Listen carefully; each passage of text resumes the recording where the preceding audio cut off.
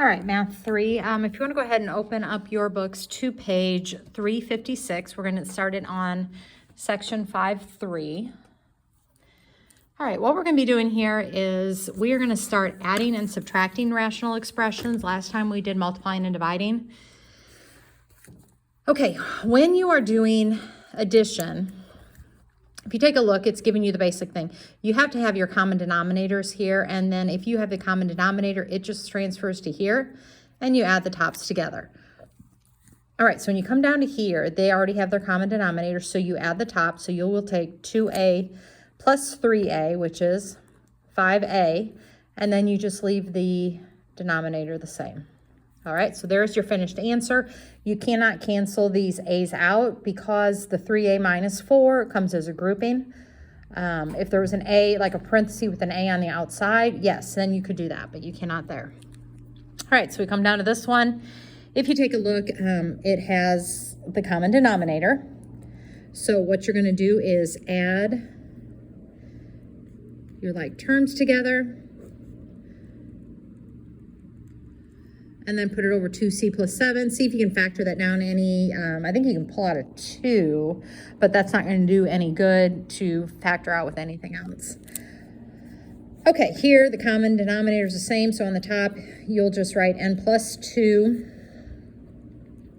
Here and the bottom, we're going to rewrite this. Now, we are going to see if this bottom can factor down, and it can. It factors into n plus 2, n plus 2. And the top is an n plus 2. Therefore, one of the n plus 2's can cancel, and your finished answer is 1 over n plus 2. Okay, this one, like I said, you could have pulled a 2 out here, but that would have left me with a 3c minus 14, which would not have canceled anything out.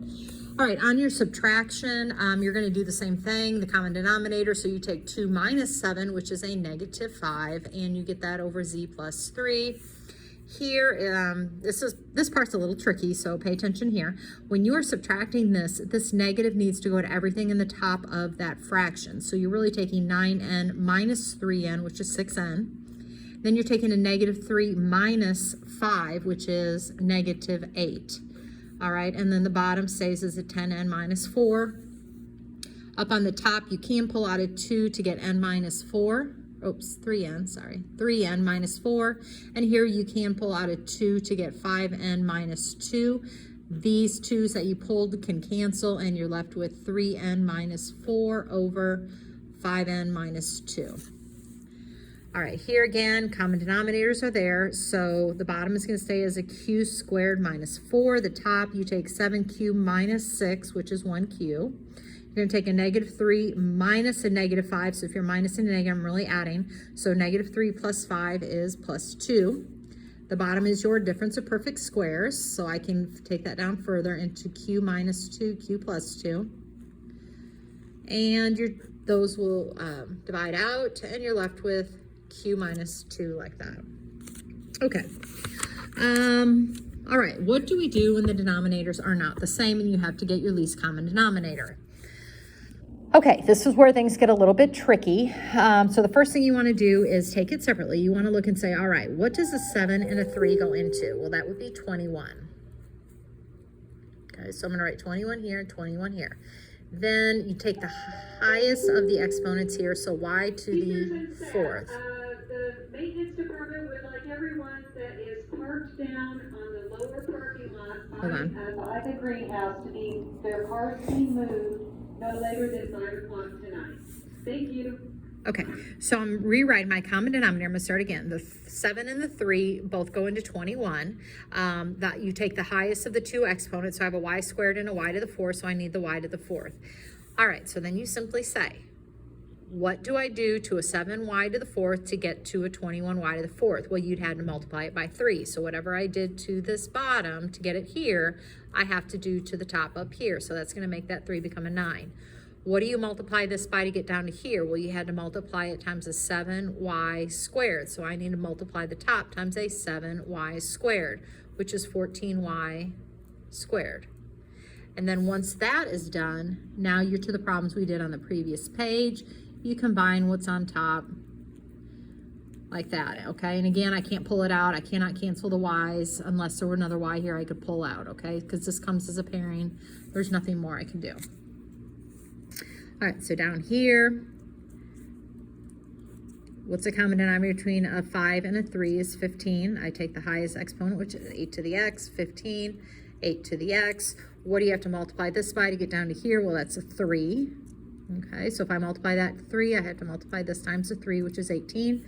To get from here to here, I have to multiply by a 5x squared. So I multiply this times a 5x squared, which gives me 20x squareds.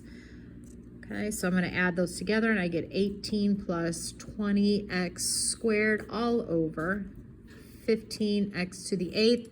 I could pull looks like a 2 out of this if I really wanted to, but then I see if it would divide into 15. It doesn't, so I am finished.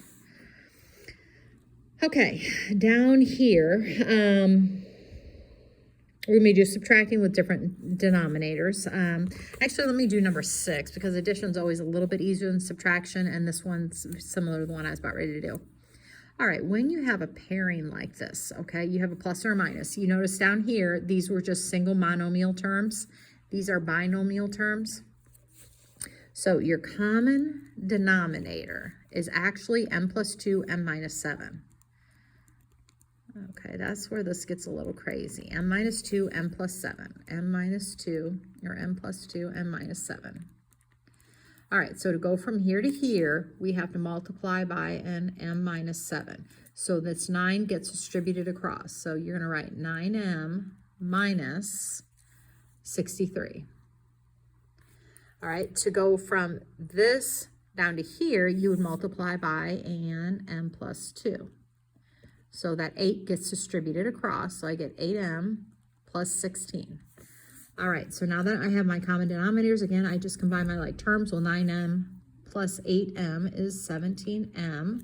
A negative 63 plus 16. Let me grab my calculators. I don't feel like thinking right now. Hold on. Negative 63 plus 16 is going to give me a negative 47. And then it's over m plus 2, m minus 7. All right, and then I'll see if I can pull anything out to factor, but it's not going to do anything. Okay, so down here, again, since we have the binomial and the binomial, they're two different things. So it's going to be 3c minus 1, c minus 2 is going to be my common denominator. All right, then I say, well, I got to multiply this top by a c minus 2. And I'm going to multiply this by a 3c minus 1. So the top, I'm going to get a c squared, c times c, and then minus 2c. Sorry, this keeps going blurry. I think it's because my hand keeps getting in the way. And then here, a couple of options. You can either change this to an addition and make this a negative 4 and distribute a negative 4 across, or distribute the 4 across and then do what we did earlier and talk about the negative. Let's just do it that way. We're going to distribute the 4 across. All right, so I get 12c minus 4. All right, so now that we have our common denominator, a lot of writing. You're going to take, well, here's a c squared. I don't have any other like terms, so I'm going to write c squared. I have a negative 2c minus 12c is a negative 14c. And then I have minus a negative 4, which is really a positive 4. All right, and then I would see if I can factor this top. That might cancel with one of these, but there's nothing that multiplies to give me a 4, but adds to give me 14. So that's as far as we're going to be able to go. Let me see if there's any. Nope, that's about it. So let's go through these examples down here. I'm going to go through and do actually number 8. So the common denominator will be t squared and a t plus 1. Okay, it's just going to take a lot of practice with these. Okay, and then the t plus 1.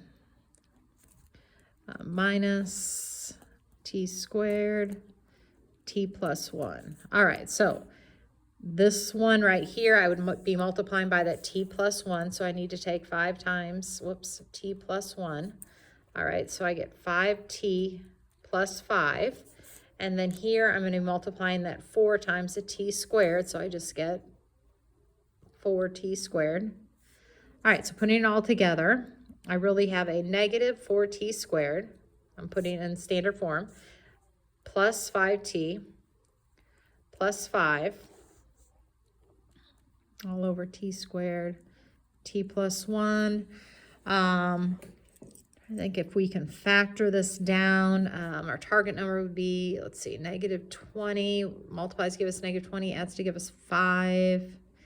Could do, let's see, negative 10 and 2, no, that doesn't give us 5. 4 and 5, no.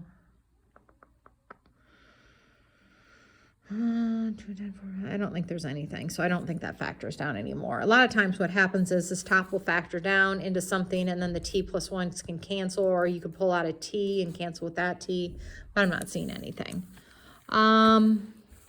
All right, looks like we have some word problems here, and I'll be honest, I haven't even looked at these.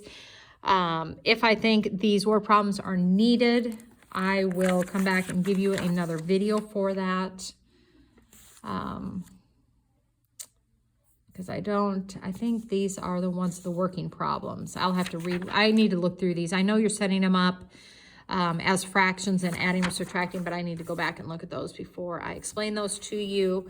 I will put your homework on Google Classroom. It is not easy. So if you need help, let me know, or look up some videos. You can just type in adding and subtracting of rational numbers, and videos will come up to hopefully help you out.